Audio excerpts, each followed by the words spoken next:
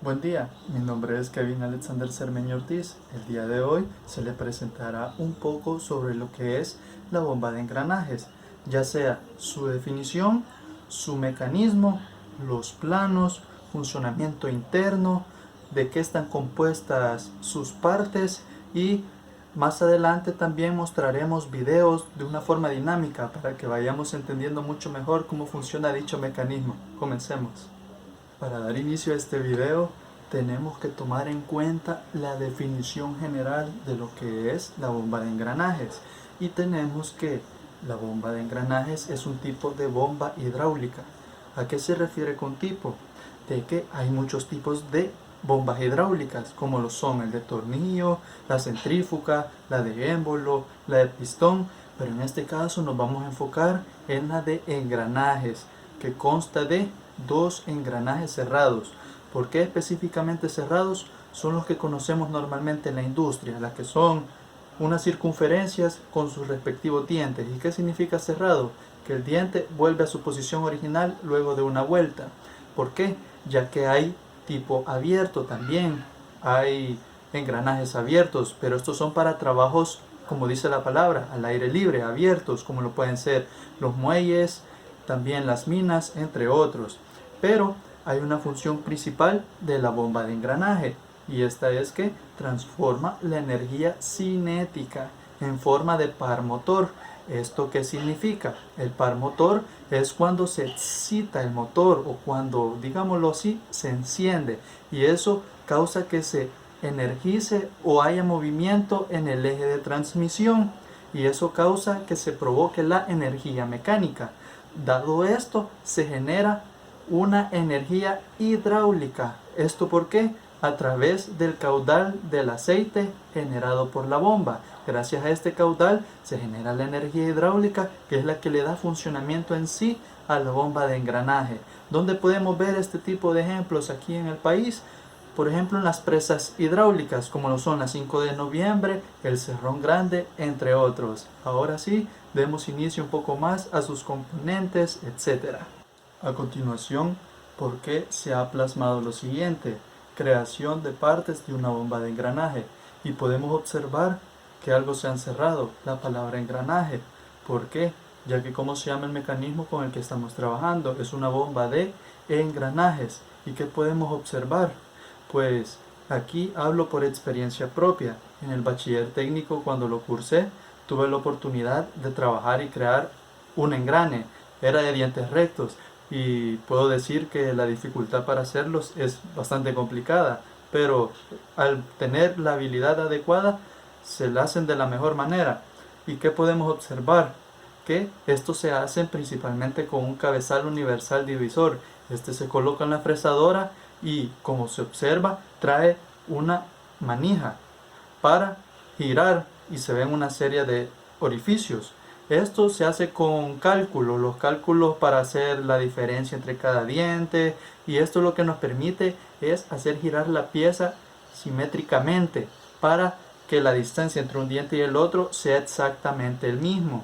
Por lo que podemos observar la fresadora ya cuando está montada en la segunda imagen, el cabezal universal y algo se le adjunta, que es la cuchilla. Esta cuchilla va de adelante hacia atrás, dándole la forma a la pieza que tengamos del engrane.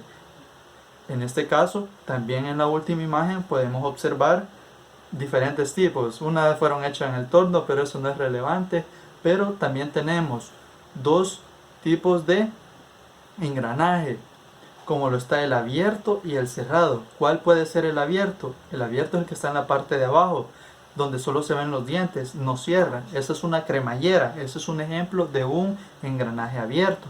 Y el cerrado son los otros dos que se observan ahí, que son cerrados porque, como mencioné en un inicio, y esos son engranajes de dientes rectos. Entonces, también por eso son poco más factibles estos engranajes de dientes rectos, ya que hay helicoidales. Pero de mi parte, como mencionaba anteriormente, su fabricación no es muy compleja, pero lleva su estética y su procedimiento.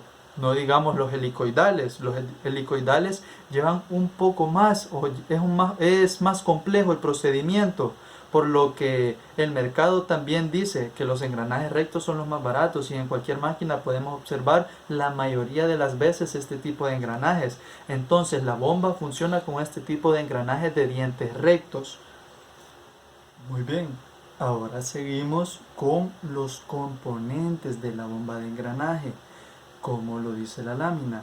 Figura 2. Esta figura fue retomada del informe, y aquí podemos observar una serie de componentes de los cuales la bomba de engranaje forman parte cada uno de ellos para formar un solo mecanismo, donde tenemos la carcasa de fierro vaciado o hierro fundido, los rodamientos, o como los conocemos aquí, los famosos valeros, la chaveta, una polea, la tapa o el case de la bomba, el puerto de entrada como se observa en la imagen, y también un puerto de salida, que es donde se conectan las dos mangueras hidráulicas, y el engranaje.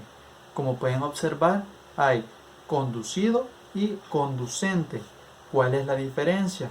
Que el conducido es el que está en la parte superior y el conducente en la parte inferior, pero eso no influye. ¿Qué es lo que influye aquí? ¿Cuál es el que se mueve primero? Por simple lógica y por leer las palabras, el conducente es el que genera el movimiento, o es el que nomás detecta un movimiento, digámoslo así, hace que el otro engranaje sea conducido. Entonces el conducente es el que recibe la energía mecánica, gira, por lo tanto hace que el conducido le siga el movimiento en sentido contrario. Y esta es una función muy clara de los engranajes, que si uno gira para acá, el otro gira en sentido opuesto. Ahora, para entender un poco mejor sobre los componentes de la bomba de engranaje, se ha hecho un despiece de la misma. ¿Y esto en qué consiste? Consiste en despedazar la bomba de engranaje en todos sus componentes. ¿Para qué? Para tener una mejor visualización de sus partes, y esto fue realizado con el programa de Autodesk Inventor. Podemos observar como primer punto la carcasa de hierro fundido. Esta tiene una función de succión doble. ¿Y esto qué significa? Esto sirve para equilibrar la fuerza hidráulica recibida. ¿Y por qué succión doble? Ya que, como mencionaba con anterioridad, tiene el eje de entrada y de salida, donde se conectan las dos mangueras hidráulicas para que entre y salga el fluido. Consecuente, lleva un recubrimiento que es el hierro fundido, y este resiste a la compresión para no alterar su forma.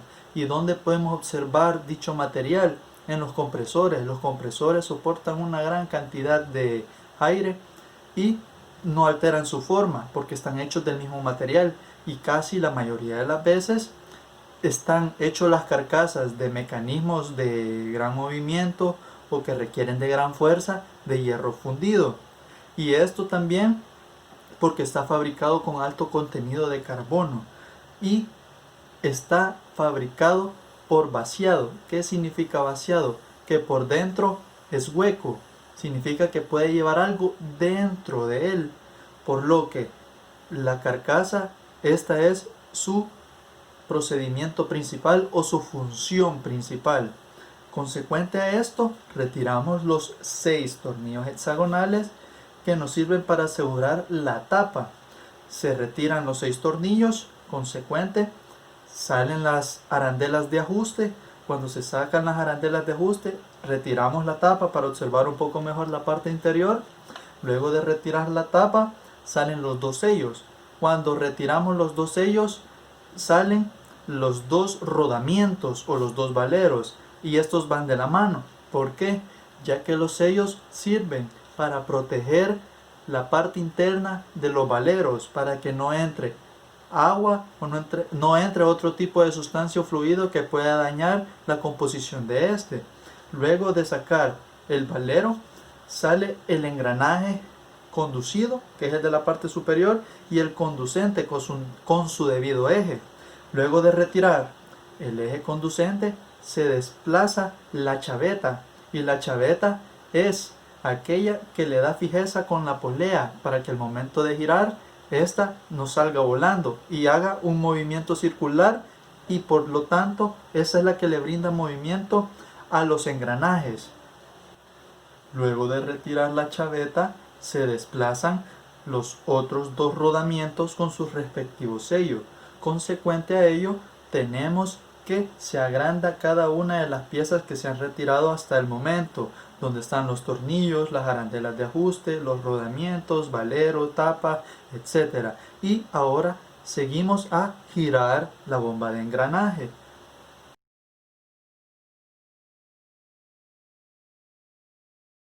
Y luego del tornillo de ajuste, todo vuelve a su posición original, tal como estaba en un inicio, y en eso consiste el despiece de la bomba de engranaje.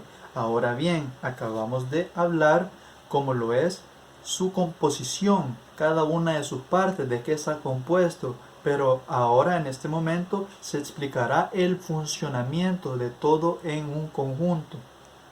Para dar inicio al funcionamiento de la bomba de engranaje hay que resaltar dos cosas, que existen dos tipos de bomba de engranaje, externa e interna. Nosotros estamos trabajando con una bomba de engranajes externa.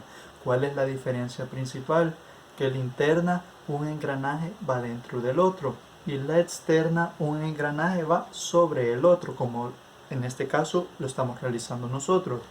Ahora bien, para dar o iniciar hoy en sí el funcionamiento, se nos ha plasmado una imagen.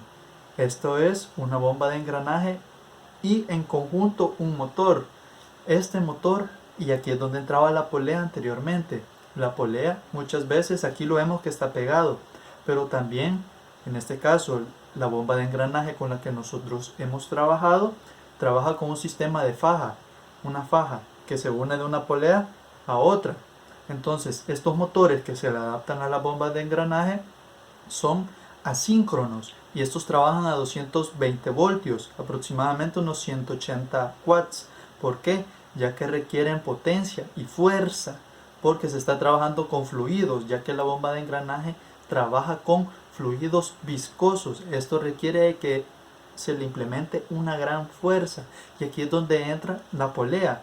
Cuando se excita el motor asíncrono, este empieza a activarse su mecanismo inicial, hace girar a tantas revoluciones por minuto. En este caso, como se desea fuerza, está en un promedio de 800 a 1000 RPM, y consecuente hace girar la faja de una polea a la otra, y cuando se mueve la polea junto a la chaveta, que es de un material muy resistente de hierro, hace girar el eje del engranaje conducente. Cuando se mueve el conducente, este conduce al conducido, en palabras redundantes, ¿verdad? Conduce al que está en la parte superior, y cuando este inicia su funcionamiento pasa lo siguiente. Excelente. Ahora bien, comencemos ya con el funcionamiento. Para ello retiramos la tapa.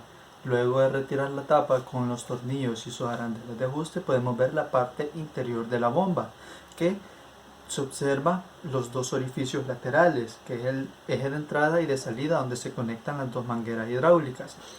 Luego se excita el motor y por consecuente empieza a girar la polea, como se mencionaba con anterioridad. Pero cabe recalcar algo: ¿por qué los engranajes se mueven de forma circular?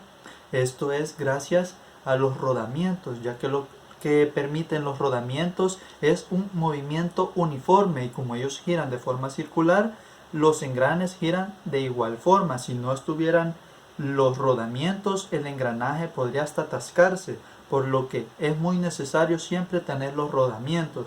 Los rodamientos giran y así sucesivamente es el proceso. Se excita el motor, la polea gira junto a la chaveta, une el eje del engranaje conducente, gira el conducido, y ese es el funcionamiento principal de la bomba de engranaje.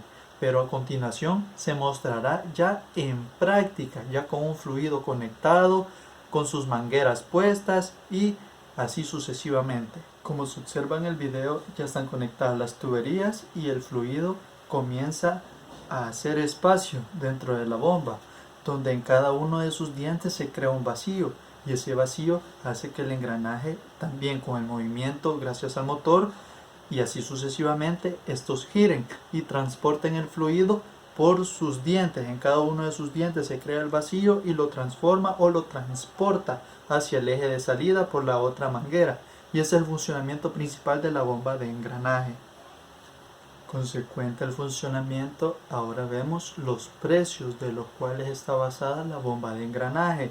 Para ello se ha realizado dos presupuestos. El principal, donde se ha hecho el explosionado que se mostró con anterioridad, donde vemos las partes con sus respectivos precios, cotizándose así en tiendas locales como lo fue Vidri, Freud, etc., dándonos un valor de $120 aproximado entre ese valor. Y uniendo el segundo presupuesto, logramos observar que tiene un poco de relación con el valor de una bomba de engranaje externa, ya buscándola en internet, ya que lo más lógico es comprarla ya armada, porque es muy complicado tener cada uno de sus componentes, por lo que es más funcional y didáctico comprarla ya armada. Y podemos observar que el valor del precio se relaciona tanto en la explosionada como en una ya armada, y de la mano el motor AC, por lo que la bomba de engranaje para un funcionamiento óptimo y de forma excelente está entre un valor de $250 aproximadamente. Ahora bien, luego de haber terminado su funcionamiento, su precio, etc., ahora recalcamos cuál fue el proceso de trabajo con el cual en la materia de dibujo de ingeniería dicho proyecto de cátedra salió de la mejor manera.